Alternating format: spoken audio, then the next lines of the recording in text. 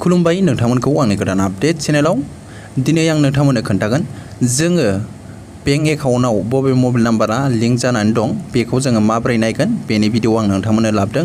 नोंथांमोना भिडिअखौ जोबजासिम नायबानो जाबाय। गावबागावनि बेंक एकाउन्ट बा न'खरनि सोरनिबा बेंक एकाउन्टआव बबे मबाइल नाम्बारा लिंक जाना दं बेखौ मिथियाखैब्ला नोंथांमोना नैबे भिडिअखौ नायनानै मिथिना लानो हागोन, नायनो हागोन गावबागावनि मबाइलावनो चेक खालामनानै। जायफ्रा इन्टारनेट सालायो मबाइल गिदिर नोंथांमोना नेटआव नायनो हागोन। आं नोंथांमोननो फारसेनिफ्राय खोन्थागोन, नोंथांमोना नायबानो जाबाय। आरो आं बेखिनियावनो बुंनो सानो जायफ्रा PM किसान एप्लाइनि भिडिअ लाबनो होदोंमोन नोंथांमोना नैबे भिडिअखौ नाय। आं नोंथांमोननो लास्टआव फंनैसो बाथ्रा खोन्थागोन, नोंथांमोना भिडिअखौ जोबजासिम नायबानो जाबाय। अब्ला भिडिअखौ जागायनोसै, बारा गोबाव खालामलांला। जोङो माब्रै बेंक एकाउन्टजों लिंक जानाय मबाइल नाम्बारखौ जों नायो बेखौ आं नोंथांमोननो खोन्थानोसै। आरो बबे मबाइल नाम्बारा जोंना बेंक एकाउन्टजों लिंक दङ बेखौ गावबागावनि मबाइलावनो नायनो हागोन। अब्ला जोङो बेखौ नायनो थाखाय जोङो क्रम ब्राउजारखौ अपेन खालामबानो जाबाय। आङो क्रम ब्राउजारखौ अपेन खालामसै, नायबानो जाबाय। बेनि पेजआ बेफोरबायदि गेवगोन, बेयावनो सार्च खालामबानो जाबाय। आं नोंथांमोननो खोन्थागोन, जोङो स्टेट बेंकनिखौ खोन्थागोन। जायफ्रा स्टेट बेंक खुलिना लादों नोंथांमोना माबोरै नायगोन, स्टेट बेंकआव बबे मबाइल नाम्बारा नोंनि बेंक एकाउन्टजों लिंक दं बेखौ माबोरै नायगोन नोंथांमोना चेक खालामबानो जाबाय। अब्ला आङो बेयाव लिरगोन SBI। आं नोंथांमोननो स्टेट बेंकनिखौ खोन्थागोन। SBI लिरनाय लोगो लोगो बेयाव ओंखारखागोन, बेयाव नोंसोर खनसे सार्च खालामबानो जाबाय। अब्लानो बेनि वेबसाइटआ फैखागोन, नायबानो जाबाय स्टेट बेंक अफ इन्डिया। बेयाव नोंसोर खनसे थुनानै नायबानो जाबाय। फारसेनिफ्राय नायबानो जाबाय, नोंसोरो फारसेनिफ्राय मोजाङै क्लियार नायनानै बानायबानो जाबाय। बिनिफ्राय नायबानो जाबाय, बिनि पेजआ बेफोरबायदि गेवगोन, नायबानो जाबाय। नोंथाङा नोंथांनि बेंक एकाउन्टआव बबे मबाइल नाम्बारा लिंक जानानै दं नोंथाङा मिथियाखैब्ला नैबे भिडिअखौ नायनानै मिथिबानो जाबाय। बिनिफ्राय गोबां बेयाव सार्भिस फैगोन, नोंथांमोना नायबानो जाबाय।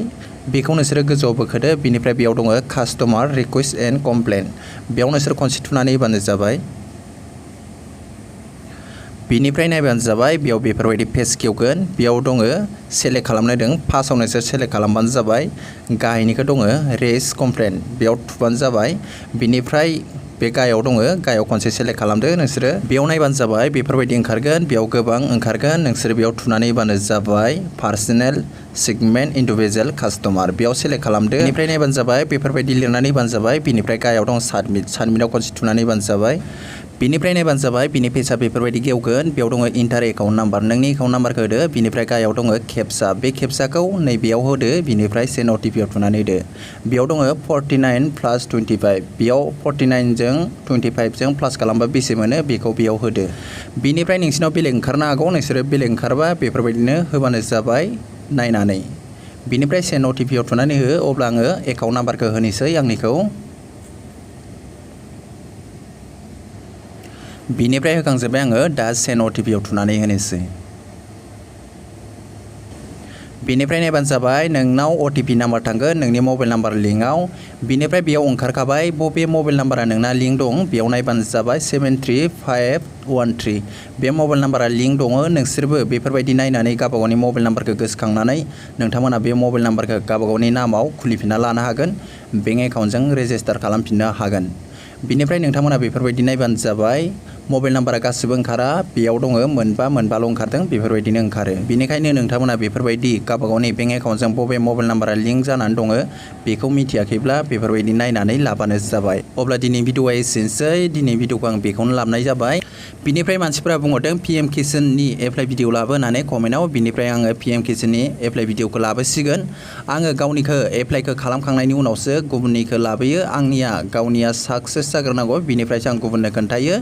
नोंथांमोनाबो बेफोरबायदिनो आंनि बे गोदान आपडेट चेनेलाव बेफोरबायदिनो गोदान गोदान भिडिअ मोनबाय थानो हागोन। बिनिफ्राय आं नोंथांमोननो PM किसाननि एप्लाइखौ लाबोसिगोन। नेक्स्ट भिडिअआव नोंथांमोना नेनानै थाबानो जाबाय। अब्ला दिनै भिडिअआ एसेनोसै। फुल भिडिअ नायनो थाखाय थेंक इउ।